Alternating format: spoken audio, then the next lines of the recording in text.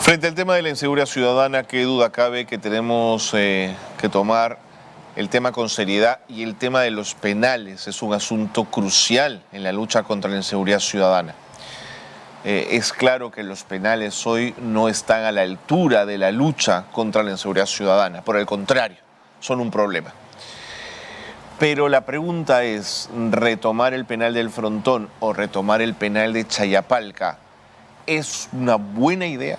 ¿Es una idea que sumaría efectivamente en la lucha contra la inseguridad ciudadana? Ahí tengo yo algunas dudas que quiero consultar al general Gastón Rodríguez, ex ministro del Interior, en relación a la propuesta del congresista Alejandro Muñante sobre un proyecto de ley para reconstruir el penal del Frontón y el penal de Chayapalca. General Gastón Rodríguez, ¿cómo le va? Qué gusto conversar con usted, muy buenos días. Buenos días, Carlos. Un saludo cordial para ti y todos los televidentes que siguen tu programa. ¿Qué le parece la opción de volver a tener el penal del Frontón? Me parece muy interesante, toda vez de que en el año 2020, cuando tuve la oportunidad de ocupar la cartera del Interior, fue mi propuesta. Yo propuse que se reabra el Frontón. En esa oportunidad salieron varios especialistas que habían trabajado incluso en temas del Instituto Nacional Penitenciario y se opusieron drásticamente a la norma, que no era viable, que cómo era posible. Lo curioso de esto, Carlos, es que a los pocos meses, específicamente al año siguiente, el 2021, me pasaron vía WhatsApp un webinar que había habido de ex miembros del INPE, expresidentes del INPE, y que todos veían como una de las medidas inmediatas construir penales con prontitud. ¿Por qué el Frontón?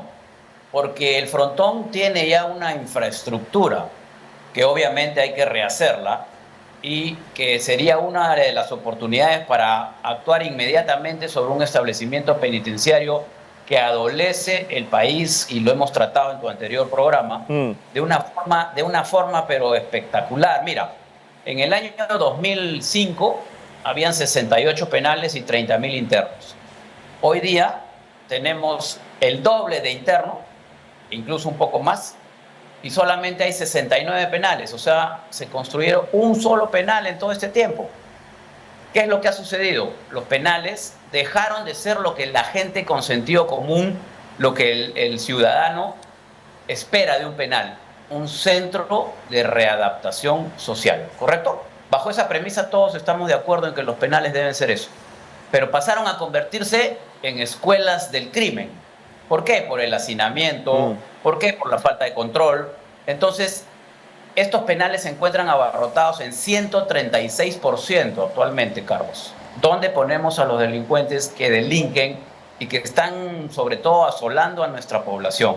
Entonces, si tenemos una infraestructura que ya se ha utilizado, bueno, que los técnicos vean si es la mejor forma de hacerlo. De mi punto de vista es viable, se puede hacer rápidamente y habría que construir otro penal más. No sé si Chayapalca tenga un apéndice y se puede hacer otro ahí, o incluso en la selva.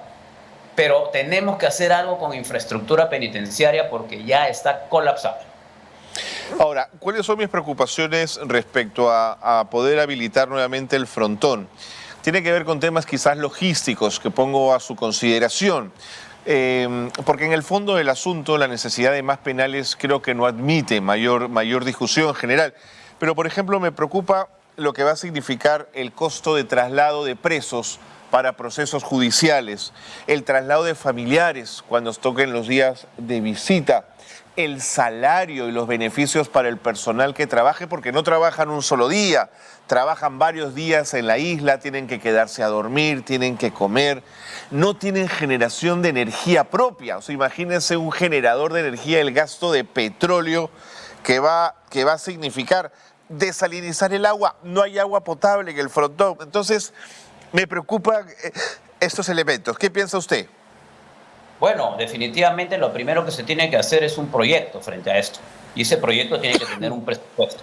En el país, en nuestro país, si tú haces proyecciones o tienes iniciativas, lo esencial es que tengan un presupuesto. Y frente a ese presupuesto, recién viabilizar la idea o el proyecto que se tenga. Yo creo que hay que recuperarlo, definitivamente. Todo lo que tú has mencionado es un tema de una cadena logística que fácilmente se puede operativizar.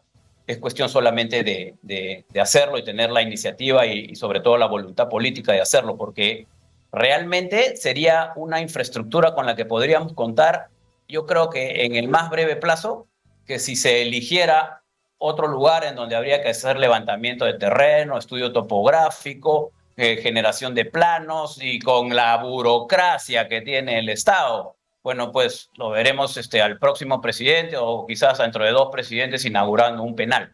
Así que esto hay que hacerlo ya, dinámicamente, es lo que espera la población para sacar de circulación a todas estas gavillas delincuenciales que cada vez vienen con mayor crueldad, con mayor violencia, azotando a nuestra ciudad y que hace rato merece una respuesta del Estado contundente. Usted lo mencionó de alguna manera, cuando teníamos el penal del CEPA, que llegó a albergar hasta Claro. 800 presos o colonos, porque así se le llamaba, era una prisión abierta, no había muros, era imposible escapar de esa selva. Pero Ollanta Humala, Pedro Pablo Kuczynski lo plantearon en su momento. El mismo Alan García en el 2009 le dijo a Aurelio Pastor, ministro de Justicia, renovemos el CEPA. Mire, Monseñor Bambarén, digamos, le parecía esta una buena idea, pero al final no se pudo. Es decir, lo que significa armar un penal con las técnicas modernas de construcción, de seguridad, de control, cámaras, internet y tal, quizás necesitan más de la ciudad que de sitios muy lejanos, general.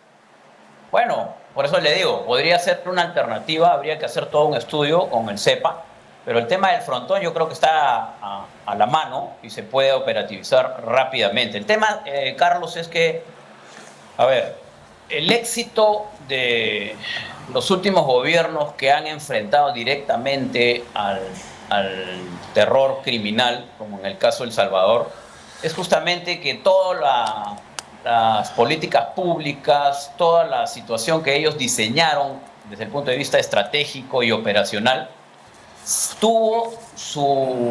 se concatenó, se unió a una respuesta de parte del sistema penitenciario. Es decir, todo lo que se diseñó al final se pudo operativizar con los delincuentes en prisión. Y eso le ha dado al presidente Nayib Bukele, pues creo que el 85% de la votación en la última elección del domingo y prácticamente toda la Cámara del Congreso, de sus senadores y diputados. Entonces, mire, la idea de seguir tratando con un curita la hemorragia que se está produciendo en Perú en cuanto a la delincuencia tiene que cambiar. Le entiendo. Y yo creo que es fundamental, no importa si es el frontón, no importa si es el CEPA, la cosa es que se tiene que construir un penal inmediatamente porque están abarrotados. Hemos visto al presidente del INPE en los techos con su personal sacando las antenas de cable, de televisión. Es decir, hay un descontrol, por más que se quiera presentar de que los penales están bajo control, hay un descontrol y desde ahí se van generando una serie de indicaciones por parte de estas bandas de delincuentes para seguir operando, incluso desde el penal. Sin ¿Acaso duda. no es sabido las llamadas extorsivas que se hacen desde los penales? Entonces,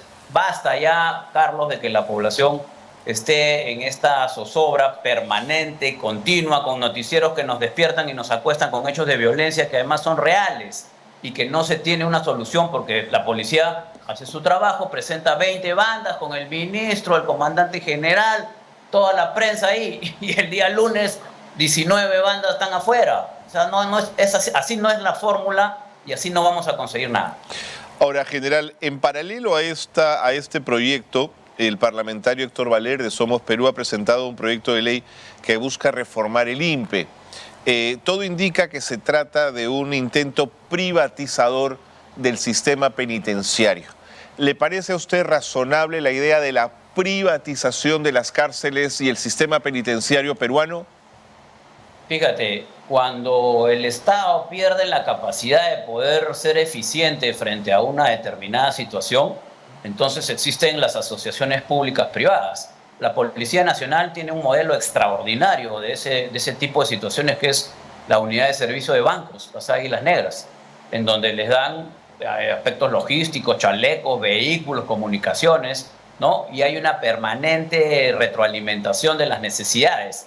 Eso redunda en una eficiencia. Eso no quiere decir que no haya un asalto a un banco, como ha habido hace 3 días en La Molina, pero la capacidad de respuesta, de reacción, han capturado ayer a 2 de esas bandas, hace que el sistema sea eficiente. La probabilidad de un asalto a un banco es mínima en el Perú, y además cuando ingresan estos delincuentes, por más que tengan estratagemas para hacerlo con vestimentas y todo como se vio, lo único que pueden hacer es cajonear, y en el cajoneo no se llevan más de 10.000 o 15.000 soles, porque cada cajero tiene un monto determinado, que es parte también del programa integral de seguridad bancaria que establecen los bancos. Entonces, estas asociaciones lo que hacen es potenciar, dinamizar y efectivizar el trabajo que desarrollan las diferentes organizaciones. Privatizar los penales sería una idea muy buena siempre y cuando exista la posibilidad de hacerlas viables, 1, de hacerlas efectivas, 2, y que con esa inversión del sector privado